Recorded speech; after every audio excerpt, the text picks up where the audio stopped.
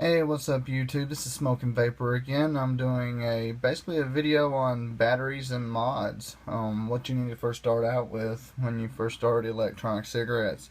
Basically this is what I first started out with. I bought this back in '08 when e-cigarettes was just coming out. I got it from Hong Kong and everything. It's a Joy E510, the original e-cigarette.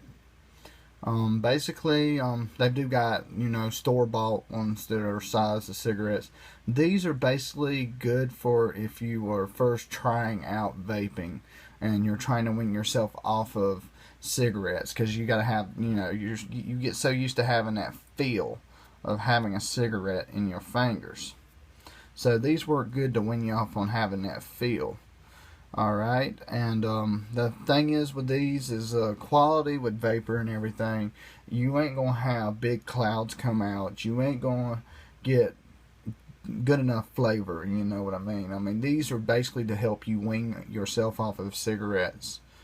The next one I have here is the Ego battery. This is what I stopped using the Joy E510 a couple of years ago because it started tasting burnt and it was really expensive. So I went with these Ego batteries, about a couple months ago, 3 months ago. I decided I want to try electronic cigarettes again because I was just tired of coughing and having heartburn and wheezing when I'm trying to go to sleep at night. It was getting horrible. And then so I decided, to try e-cigarettes out again since they've got the 3rd generation e-cigarettes out, which is what's out now. And this is an Ego battery. It came in a kit. It had 2 of these, 2 little tanks. I have one of the tanks here. Yeah, it came with 2 little tanks, the Kanger T3S's, and a battery charger. It was like, about $65 for the starter kit at this place right here that I went to. I went to Nick Vape to get it because it was right there at my work and it was at the mall, and that was the only place I knew at the time to go get electronic stuff. This right here basically gave you a little bit better flavor than this. Gave you a little bit better vapor than this. Alright, with that said, yeah, it was really good. I mean, it really was. These Ego batteries are real good little batteries. I still keep this actually and use it when my MVP goes dead. I use it a little bit as a backup battery. Alright, the next phase I went ahead and bought a mod, mechanical variable wattage mod. And I went with the MVP taste. And it tells you, you got a puff counter on it. 1, 2, 3, 4. You can adjust the voltage all the way up to 5 volts. Lowest is 3.3. And you can push the top button 4 times. And that's your watts. You can adjust your wattage. I mean, it's a good device. It really is a really good device. I still use this device when I have my ProTank 3 or my Kanger T3S's on it, because it really does have good flavor. I mean, if I knew about this mod, I wouldn't even spent the money on these Ego batteries, tell you the truth. I just went straight to a mod because the taste was a little bit better, a little bit stronger, a whole lot stronger actually, and vapor production was a lot better on this. It really was. I mean, this right here would knock the Joy E510 out of the water, and this right here, the Ego battery, would be in the dust when it comes to my MVP. And another good thing about it is it has a cell phone charger, and it has a ohms reader that reads your ohms where it says no ohms, because I don't have a tank on it. But I can screw this on right quick.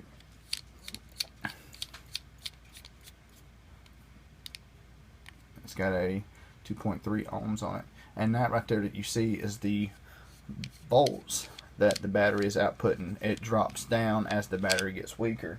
This battery right here will last me 2 days and a half. Easy, 2 days and a half. These right here, 2 a day. I'd go through both of these, and basically 2 a day. And this is the mid range. This ain't the small Ego battery. This is, I think it was 1100 milliamp battery. I mean, this is the middle. This ain't the biggest one. This ain't the smallest one. This was the middle class of these batteries. I'd hate to know what the little ones look like. That's probably for a light vapor. This right here, actually this battery did good. I mean, when I vaped on it, I'd do 2 a day. 2 a day, and it worked out perfect. Alright, now I'm going to go with what's called a mechanical mod, which is when you get into rebuildables and basically getting advanced. I mean, when you move to this, the MVP, you are becoming advanced because you're getting into the ohms, you're getting into adjusting your wattage and your voltage.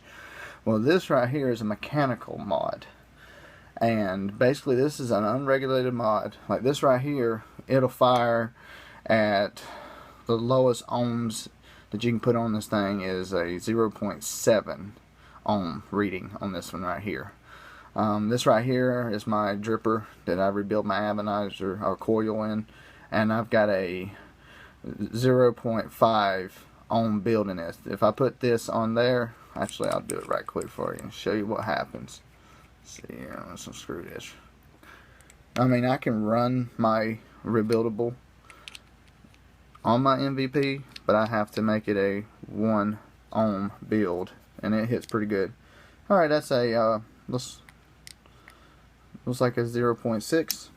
I need to adjust my poles and it'll go back down, because that's the thing about these rebuildables. So you put your coils in, but you have to make sure to keep your screws screwed down, because they will become loose. But yeah, it's a 0.6. Light stays on because she will not fire. She will not fire at all. The light normally goes off. Like if I put my other tank back on here,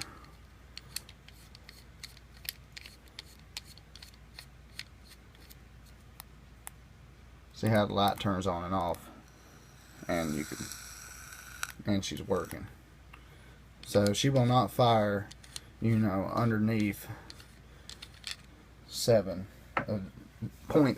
ohms. It will not fire. But anyway, back to the review on the batteries. This is basically a mechanical mod. Don't have no electronics or nothing in it. You unscrew it. It's got a firing pin, a simple button on the bottom to push up to make contact with the battery. This is not protected unless you buy a battery that's protected. I've got the LG 30-watt battery that you have to plug into a charger. With vapor production, it depends on what kind of mod you buy. I did my research and found out that copper is a very good conductive material. And battery drop, what is battery drop? When you use it, it's about how, you know, when you use it and put a load on the battery, how many does it drop down to? This is a 0.1 battery drop on this Nemesis copper mod. I was looking on the internet at the stainless steel mods that they got. I think it was top of the line. It's called a Panzer. It had a 0.2 drop. It's 0.2 drop. So this had a little bit better drop with the copper. I would definitely do with copper. You can find ways to keep them clean. I mean, I use water and not water. It's vinegar and salt solution, and rub it on there, and it keeps it good and clean and makes it turn green. It keeps the pretty copper color. But anyway, y'all, yeah, that's basically the review on the batteries. Flavor. This right here with mechanical mod, especially when you got a 30-watt battery in it, because this only goes up to 11 watts. You know, this right here goes up 30 watts pushed out onto these coils. Oh man, it's like a miracle. If you're vaping for flavor, go to a mechanical mod, because you'll be like bursting with flavor and popping out so many big clouds it ain't funny. Also, it depends on what kind of build you got in here to do with flavor and clouds. I've got twisted wire Canthal build in here with 2 coils. But if you're just first starting out, don't worry about this.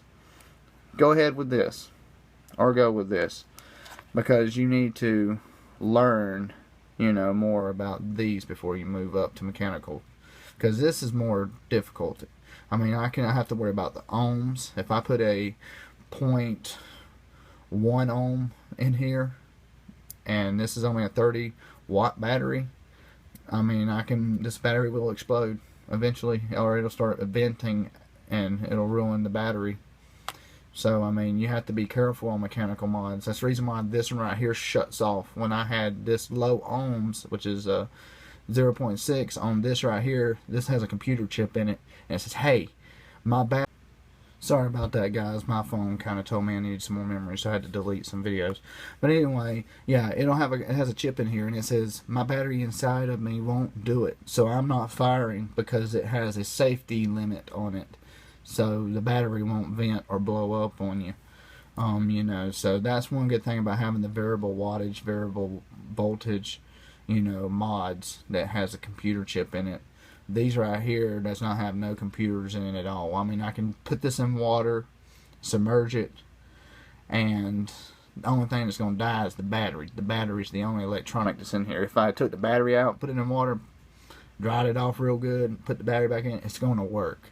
I mean, unfortunately with my MVP, I've already done it, and I was in commission for a while. But yeah, this one right here basically fell off my nightstand, went into a soda cup. It wouldn't fire up. It wouldn't fire up for a good couple weeks until finally it dried out.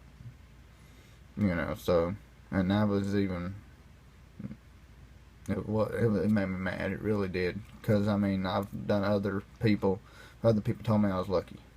And I mean, I was really, really upset on that, because I love this. I love my MVP. But now I fell in love with my nemesis. But anyway, I'm going to stop ranting on here about batteries, and just figured I'd knock y'all some knowledge on, for you beginner vapors out there. Alright, y'all take it easy, like and subscribe, and peace.